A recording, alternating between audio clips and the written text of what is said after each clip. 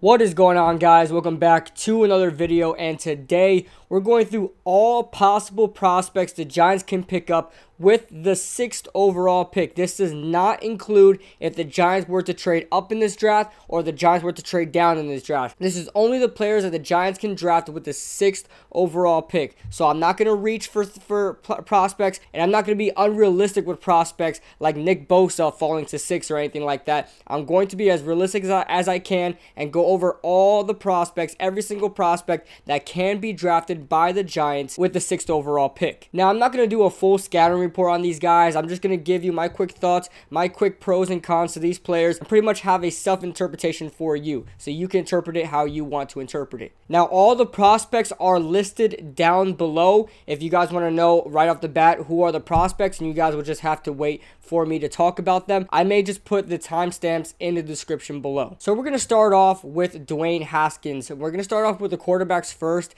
and this is in no particular order of which I want from which I don't want. No particular order whatsoever. It's just what I listed them as. And we're going to start with the quarterbacks just because I feel like the Giants are going to go after the quarterbacks in this draft, just because we're seeing a lot of sources go in that direction. I feel like the Giants will go in that direction, so we'll see what happens there. I did go over Drew Lock and Daniel Jones. I watched their film, and I'm actually not that worried about it. I'm actually pretty impressed with them because I'm looking at them as not as day one starters, but as players that can develop under Eli Manning for 1 year and eventually start. No, they're not going to be Patrick Mahomes. I don't think that whatsoever. I know the Giants are trying to go in that area, you know, have a rookie quarterback, let him learn for a year, then let him go.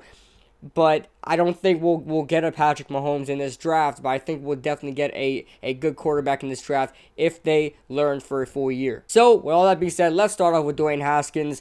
Listen, Dwayne Haskins is a pure pocket passer with some average to decent mobility. I like his mobility in the pocket. Yes, he's a little bit slow, but, you know, you like to see some rookies and college prospects be a little faster than that because eventually they all slow down. But I like his mobility. It's not terrible. He has good pocket presence. Under pressure, he sticks with his receivers. He doesn't get so under pressure where he looks everywhere and just gets sacked. We've seen that from a lot of quarterbacks in the NFL and the collegiate area. Dwayne Haskins is a type of quarterback to stay locked on his receiver through pressure while he's getting hit, to still throw that ball away, whether it's accurate or inaccurate. Sometimes it's accurate, sometimes it's not. You just get that sometimes. Depends on where the defender is hitting you and things like that. But I like to see that from a quarterback. That shows grit and that shows effort right there, and that's what I like to see in a college quarterback moving into the NFL. One thing I have a problem with Dwayne Haskins, yes, he has some decent short to medium range accuracy, but his deep ball accuracy is absolutely horrid. I mean, it's terrible, his deep ball accuracy. It needs to get a lot better if he wants to translate his abilities to the NFL. You have a lot of deep threats in the NFL,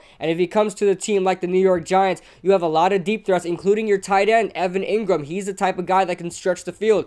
Evan Ingram, Odell Beckham, Saquon Barkley on a wheel route. You got Corey Coleman back there. You have a lot of deep threats on that offense for the Giants, and it's going to be hard to hit them downfield with Dwayne Haskins throwing the ball. So that's what I think about Dwayne Haskins. I think he's probably the best quarterback in this class right now as far as being translated to an NFL quarterback. I think he's probably the best fit in developing for 1 year and then starting eventually. His deep ball accuracy needs to get better. I don't know if that's a problem with his arm strength or what is it, but his deep ball accuracy is just not there. We now move on to Drew Lock. Now, Drew Lock obviously has the best arm in this draft class as far as quarterback goes, and Drew Lock is a different quarterback to me. Yes, he's a pocket passer, and yes, he has decent mobility. You usually find decent mobility in any college quarterback. Doesn't matter if they're pure pocket passers or dual threats. Usually they have some sort of mobility. One thing I really like about Drew Lock is that he throws the ball so effortlessly. I mean, his arm strength is so great, like a Patrick Mahomes,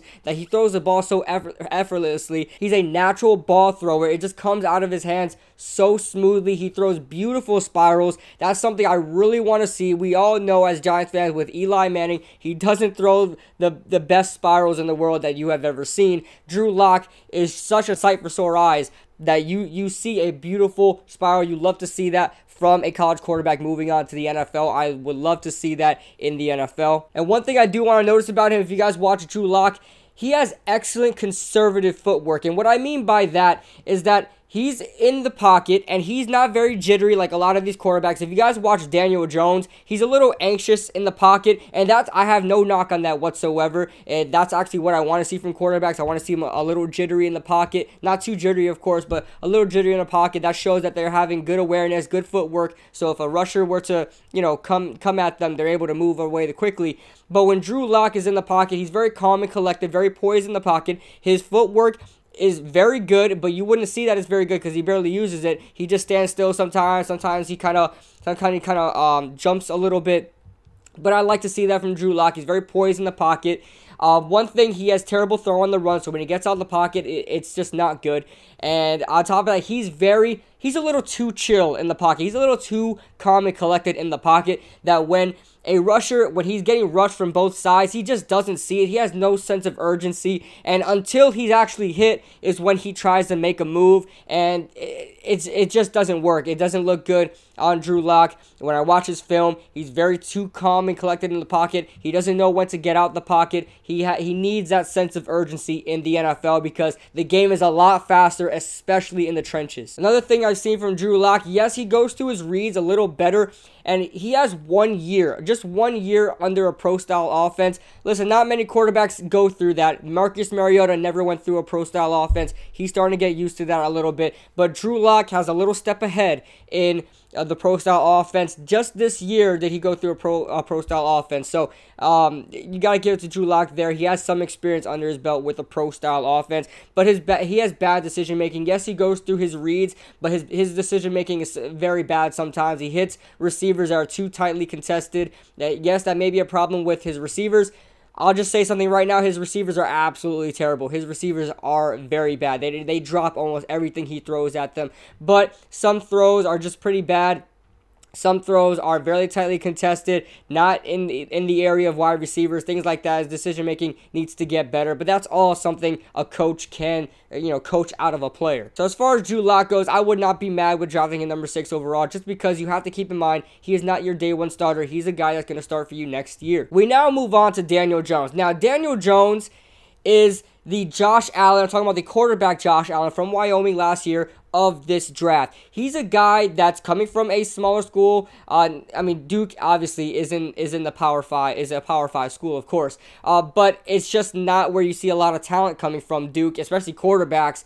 When you look at Daniel Jones, he's a hit or miss type player. He's a guy that if you give him 1 year to develop, he can be a very good quarterback. He has everything you want. He's been in a pro-style offense, very good footwork, decent accuracy, a lot of athleticism, has a sense of urgency, knows when to get out the pocket. He has everything that you want in an NFL quarterback. It's just a fact of him putting it all together. His accuracy is so-so. Sometimes it's very off, sometimes it's spot on, and that's something you've seen from Josh Allen coming out of Wyoming, especially when Josh Allen on the run, his accuracy was fantastic, but in the pocket it was terrible.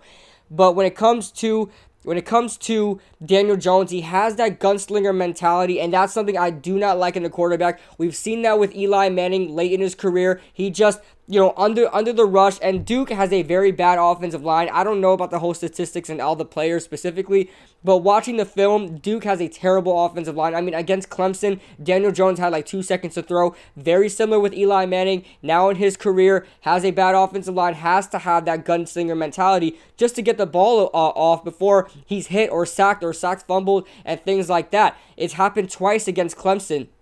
And so it's going to be a big problem for Daniel Jones. That offensive line for the Giants needs to get better if the Giants draft Daniel Jones, because he's just going to be getting the same exact thing that he got at Duke. So we have to coach that gunslinger mentality out of him, just so he's able to go through his reads and make the correct reads and fire the ball with precision and accuracy. So as far as Daniel Jones goes, I am not complaining if we draft him 6th overall. I don't think he will be a bust. I think he can be a better prospect than Josh Allen that is now with the Buffalo Bills. And quickly, I want to throw out Kyler Murray in there. Now, I want to address Kyler Murray just for a second. I don't think the Giants will draft him 6th overall, nor do I want them to draft him 6th overall. But I do want to address him. A lot of people think I have a personal vendetta against Kyler Murray. I really strongly feel he does not fit into an NFL team. He does not fit in the NFL. He is a college quarterback, one of the best college quarterbacks I've ever seen probably, but his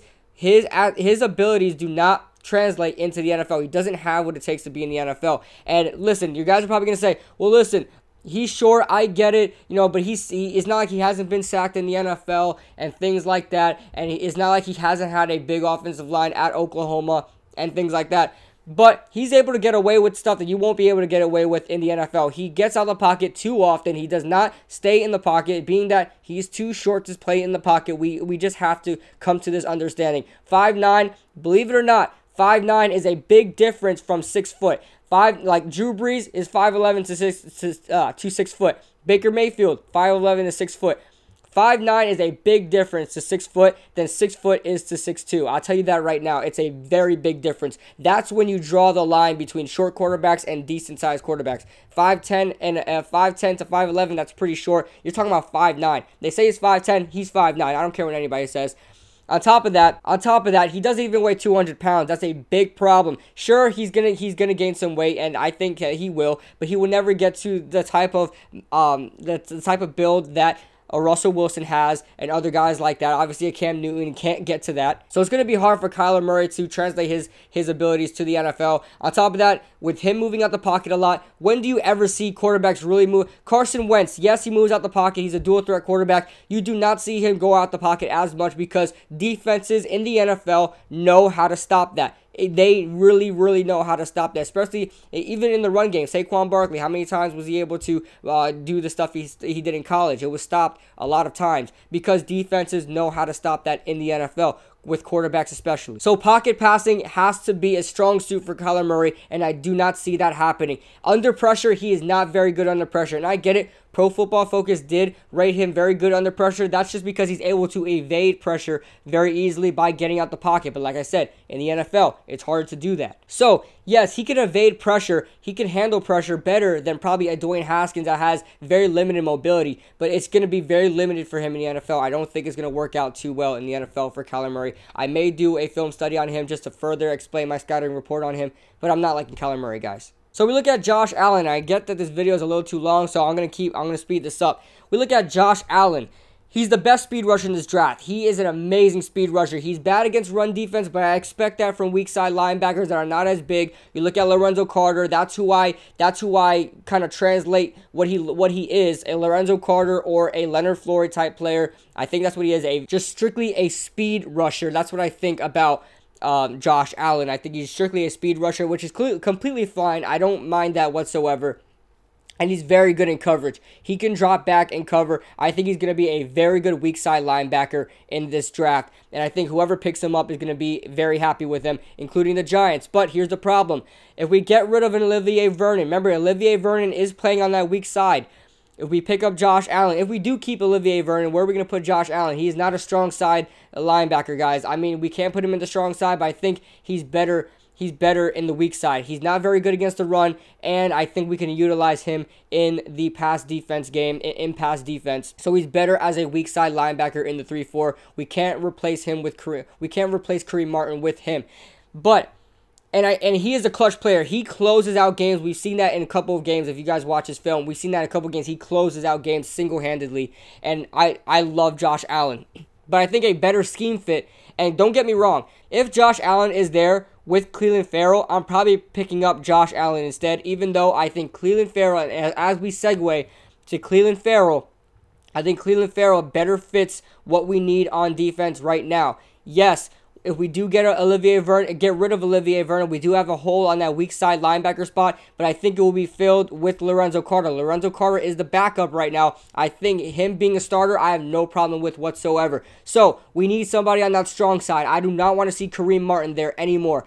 I want to see Clellin Ferrall. He is the prototypical strong side linebacker you want to see. He's going to be a guy to stop the run. He's going to be a guy to pass rush. He's going to be a way better fit at strong side linebacker. That's exactly what we need. We need a strong side linebacker. I think Clellin Ferrall fits that very well. Next, we move on to defensive tackle Ed Oliver. And Ed Oliver is a Aaron Donald type player in the interior. He's very, I'm not saying he's going to be Aaron Donald or be better than Aaron Donald. He just has that type of play style. He's very aggressive in the interior. I mean, he is a monster. I mean, he gets through offensive lines so quickly. Reminds me of Aaron Donald. I mean, you almost think Aaron Donald's wearing his uniforms as he's playing in college. Ed Oliver is just a complete monster on that interior. He would be great for the Giants. He can fit that defensive end spot that we need on that 3 technique because Dalvin Tomlinson did move to nose tackle, so we do have a hole there at 3 technique defensive tackle, or they say 3-4 defensive end.